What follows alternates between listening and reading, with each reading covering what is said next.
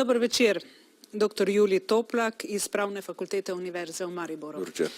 Za naše razumevanje sodstva sta dve stvari, ki prihajata iz Amerike, nepojemljivi. Prvič, da sodnik ne izvrši ali da tako rečem ne pusti na miru predsednikovega ukaza, in drugič, da se predsednik ostro sporeče s tem sodnikom in da debatirata preko medijev in da mu še celo zagrozi, češ da je sodnik odprl ameriška vrata za potencialne teroriste. Precej drugačen je torej ameriški sistem od našega. Res je nekoliko drugačen. V zvezi s tem, da sodišče lahko razveljavi akt izvršilne veje oblasti, tudi naše sodišče to lahko naredi. Pri nas imamo upravno sodišče, ki lahko razveljavlja akte izvršilne veje, če so v nasprotju z zakonom, in imamo ustavno sodišče, ki lahko razveljavlja akte, če so v nasprotju z ustavo. Je pa res, da v ZDA to lahko delajo tudi prvostopenjska sodišča. Pri nas, recimo, če je akt v nasprotju z ustavo, če sodišče meni, da je akt v nasprotju z ustavo, prekine postopek in pošlje odločitev o tem na ustavno sodišče. V ZDA lahko prvostopenjski sodnik sam odloči o ustavnosti oziroma neustavnosti akta. Je pa tudi za ZDA zelo redko, da sodnik odloči, da je akt neustaven in da bo ta odločitev imela nationwide, se pravi, da bo učinkovala na ozemlju celotne ZDA. To je tudi pri njih zelo redko.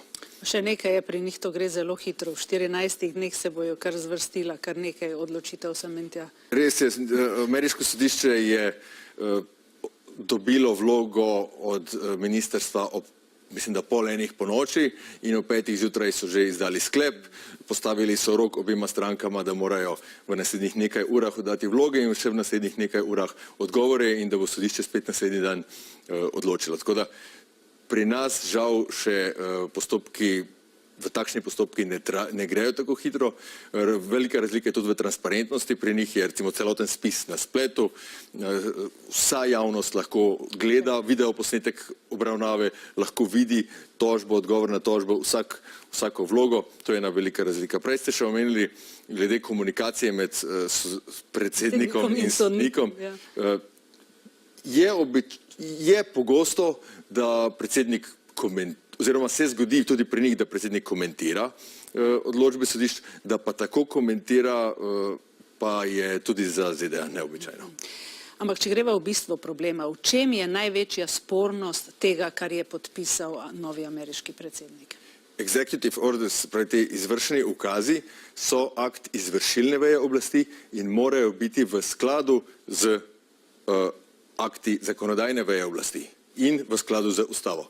Ta predsednikov ukaz je po mnenju njegovih nasprotnikov in po mnenju tega sodnika prve stopnje, je v nasprotju z zakoni, ki jih je izdala zakonodajna veja oblasti. Ampak imamo pa tudi primere, da je recimo predsednik, mislim, da je bil Obama, podpisal izvršni ukaz o zaprtju taborišča Guantanamo, pa se vse do izteka njegovega mandata to ni zgodilo. Torej nekdo tudi lahko ne izvrši tega ukaza predsednika. Ja, to je njegova lastna administracija, ki bi morala izvršiti ta ukaz. On je svojim podrejenim, se pravi v izvršni veji oblasti, naložil, da naj to izvedejo, pa očitno niso bili sposobni njegovega ukaza še v teh 8 letih izvesti. Kaj napovedujete? Kako se bo zadeva zdaj odvijala na Vrhovnem sodišču? Zdaj postopek še traja na tem prizivnem višjem sodišču v San Franciscu. Zaenkrat so zavrnili predlog Trumpove administracije, da naj se takoj odpravi oziroma zadrži odločitev prvostopenjskega sodišča. To so zavrnili, še vedno pa niso sprejeli končne odločitve v zadevi. Zdaj pričakujemo, da v naslednjih dneh bo to prizivno sodišče v San Franciscu dokončno odločilo v zadevi, potem pa se bo verjetno spor preselil na Supreme Court, na Vrhovno sodišče ZDA. Danes iz Amerike ni bilo nobene razborljive novice, ker ima predsednik premor pri podpisovanju izvršnih ukazov, je pa dvignil prah kar z enim intervjujem, kjer je na novinarsko iztočnico, da je ruski predsednik Putin morilec, Trumpu odgovoril, da imajo tudi v ZDA veliko morilcev in da tudi ameriška država ni nedolžna. Kaj mislite o takih izjavah predsednika? Imate kakšen komentar?